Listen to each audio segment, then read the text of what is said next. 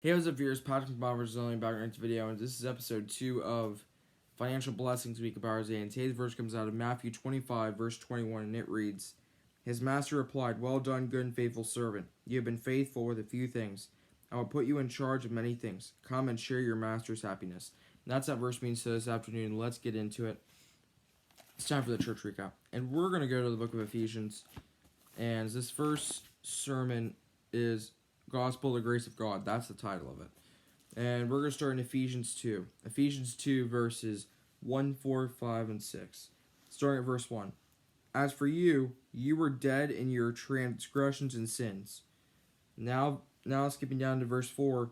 But because of his great love for us, God, who is rich in mercy, made us alive with Christ, even when we were dead in transgressions.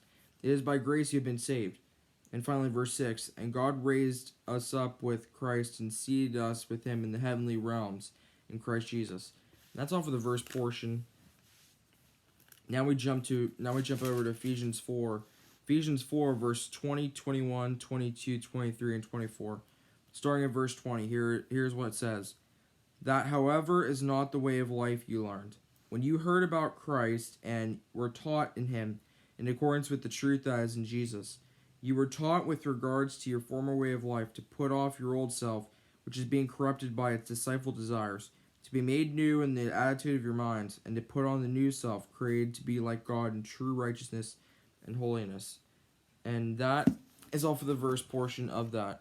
Just a couple notes from it is citizens of God's people, citizens of God's kingdom, and another one is don't worry about tomorrow.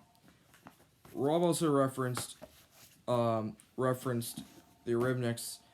There's a song that goes, I travel the world in the seven seas. Or it goes, sweet dreams are made of these. Who am I to disagree? Travel the world in the seven seas. Everybody is looking for something. And the verse to leave you with today is John 14:6, and it says, Jesus answered, I am the way and the truth and the life. No one comes to the Father except through me. And that's going to do it for today's video. Thanks for watching, and until next time we meet again, viewers, in every way, God's way is always the best way.